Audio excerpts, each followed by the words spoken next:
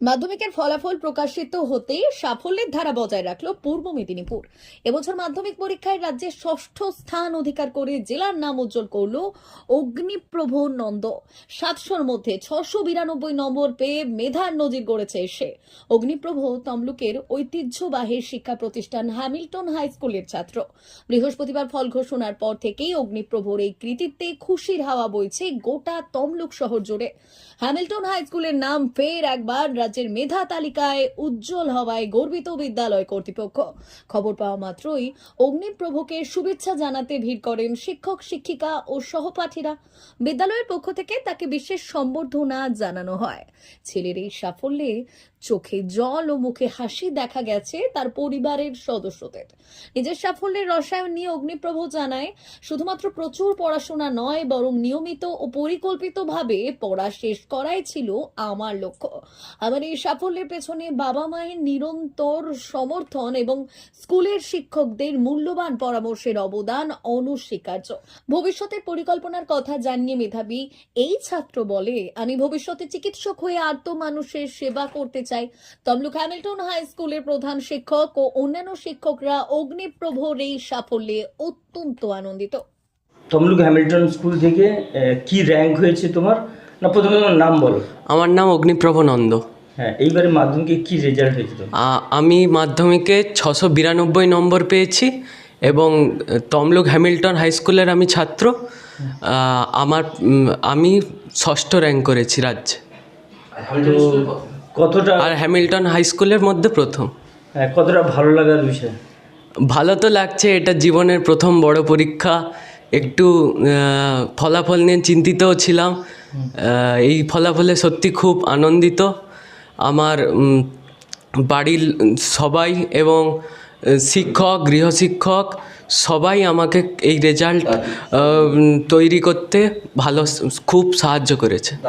স্কুলে কতদিন থেকে পড়ছো? আমি স্কুলে এই তমলুক হ্যামিল্টন হাই স্কুলে 5ম শ্রেণী থেকে পড়ছি। ভবিষ্যতে কি নিয়ে পড়তে চান? ভবিষ্যতে আমি ডাক্তারি নিয়ে পড়তে চাই, নিট পরীক্ষা দিয়ে। মানে ডাক্তারি, নিট। আচ্ছা আচ্ছা, চিকিৎসক হতে চান? হ্যাঁ, চিকিৎসক হতে চাই। ঠিক। তোমার নাম? আমার নাম অগ্নিপ্রভ নন্দ, তমলুক হ্যামিল্টন হাই স্কুলের 10ম শ্রেণীর ছাত্র। মা ওয়েলফেয়ার ফাউন্ডেশন নেশা মুক্তি ও পুনর্বাসন কেন্দ্র।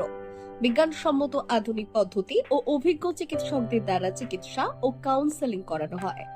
নেশার প্রবণতা থেকে বের হওয়ার জন্য চাই সৎ ইচ্ছা। এই নেশাসক্ত ব্যক্তিদের নানান সমস্যার সম্মুখীন হতে হয়। তারা চাইলেও এই পথ থেকে বেরিয়ে আসতে পারেন না, হতাশ ও একাকিত্ব বোধ করেন।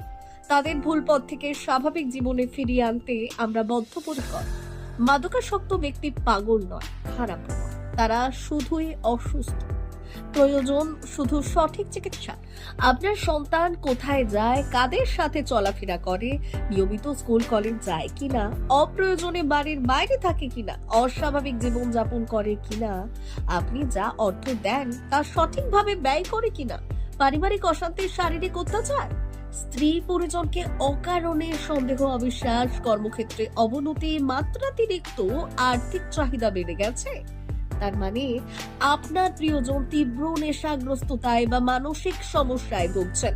নেশামুক্তি ও মানসিক রোগের নিরাময় ও কাউন্সেলিং কেন্দ্র এখন বেলদায়।